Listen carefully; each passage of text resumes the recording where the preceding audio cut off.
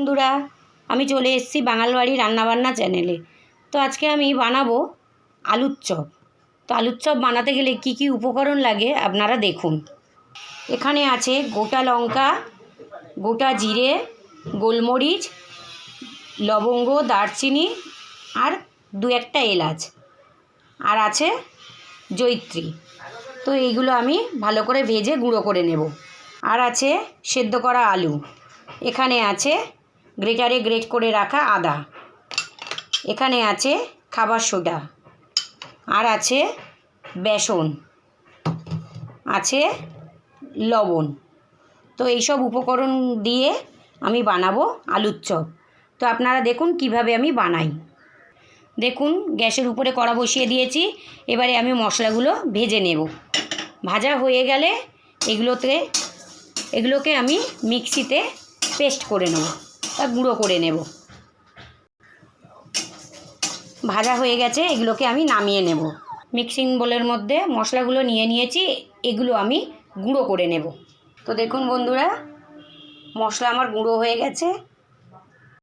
এবারে আমি ওই কড়ার মধ্যে তেল দিয়ে আলুটাকে মশলা দিয়ে কষিয়ে নেব। তো বন্ধুরা দেখুন, এবারে আমি দিয়ে দেব সরিষার তেল। আলুর চপের পুর বানানোর জন্য সরষের তেল ব্যবহার করব। তেল দিয়ে দিয়েছি। আর আলুর চপের পুর বানানোর জন্য একটু পাঁচফোড়ন আমি দিয়ে দেব। পাঁচফোড়ন দিলে আলুর চপের পুরে তাহলে খুব সুন্দর টেস্ট হয়। এবারে আমি দিয়ে দেব আদা পেস্ট। এবারে দিয়ে দেব সেদ্ধ করা আলু,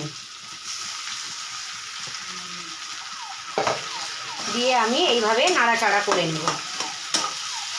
এবারে এর মধ্যে এক এক করে মশলা দেব। দিয়ে দেব স্বাদ মতো লবণ, দিয়ে দেব ভাজা মশলা, দিয়ে এটাকে আমি ভালো করে ভেজে নেব। এইভাবে আমি পুরটাকে রেডি করে নিলাম। পুরটা রেডি হয়ে গেছে, এবারে আমি এটাকে নামিয়ে নেব। তো দেখুন বন্ধুরা, রেডি হয়ে গেছে আমার আলুর চপের পুর। তো এবারে আমি বেসনটা গুলে নেব। তো এবারে আমি বেসনটাকে ভালো করে জল দিয়ে ব্যাটার বানিয়ে নেব। এবারে দিয়ে দেব অল্প করে লবণ, দিয়ে দেব খাবার সোডা, দিয়ে ভালো করে একটুখানি মেখে নেব। এবারে অল্প করে আমি জল দিয়ে দেব। জল দিয়ে আমি ব্যাটার বানিয়ে নেব। এইভাবে আমি মেখে নেব। এইভাবে আমি ব্যাটারটাকে রেডি করে নিলাম। ভালো করে এইভাবে ফাটাতে হবে, না ফাটালে তাহলে চপটা ফুলবে না।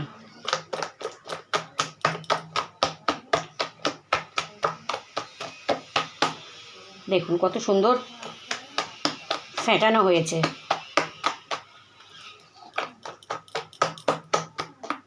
5 মিনিট আমি রেস্টে রেখে দেব। ফেটানো হয়ে গেছে, রেডি হয়ে গেছে ব্যাটার। এবারে আমি 5 মিনিট রেখে দেব।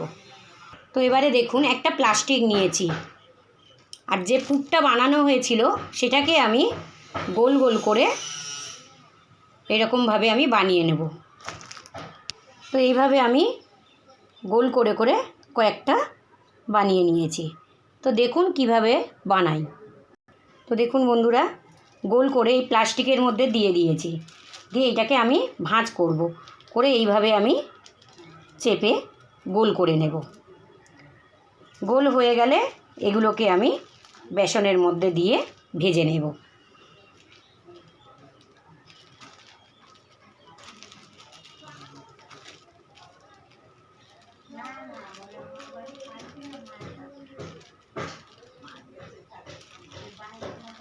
এইভাবে আমি সবগুলো বানিয়ে নেব। এবারে আমি গ্যাসের উপরে কড়া বসিয়ে তার মধ্যে সর্ষের তেল দিয়ে দেব। সর্ষের তেলে পুরোটা ভাজবো। তো দেখুন বন্ধুরা, ব্যাটার রেডি হয়ে গেছে। এবারে এর মধ্যে একে একে আলুর পুরগুলো দিয়ে আমি ভেজে নেব। কয়েকটা আমি এইভাবে বানিয়ে নিয়েছি। গ্যাসের উপর কড়া দিয়ে দিয়েছি। এবারে দিয়ে দেব সরিষার তেল, পরিমাণ মতন সরিষার তেল দিয়ে দেব। তেল গরম হয়ে গেলে বড়াগুলো ভেজে নেব। তো দেখুন বন্ধুরা, এইভাবে আমি আলুর চপগুলো বানিয়ে নেব। তেল গরম হয়ে গেছে, একে একে আমি এইভাবে দিয়ে চপগুলো বানিয়ে নেব। তো আপনারা দেখুন কিভাবে আমি বানাই। এক পিঠ হয়ে গেলে আমি উল্টিয়ে দেব। তো দেখুন আমি উল্টিয়ে দিলাম, হয়ে গেলে নামিয়ে নেব। ভাজা হয়ে গেছে, অল্প অল্প ভেজেছি, তুলে নেব। পরে আরেকবার করে ভেজে নেব। আবারও আমি 2 পিস ভেজে নেব। এইভাবে আমি সবগুলো ভেজে নেব। প্রথম অল্প করে হালকা ভাজবো, তারপরে ফাইনাল আরেকবার ভেজে নেব। দেখুন সবগুলো তুলে নিয়েছি, আবারও আমি আরেকবার করে এগুলো ভেজে নেব। আলুর চপ রেডি হয়ে গেছে, এবারে আমি নামিয়ে নেব বা তুলে নেব। তো দেখুন বন্ধুরা, রেডি হয়ে গিয়েছে আমার আলুর চপ। তো আপনারা এইভাবে বাড়িতে আলুর চপ বানিয়ে খেয়ে দেখুন, বর্ষার সময় ভীষণ ভালো লাগবে।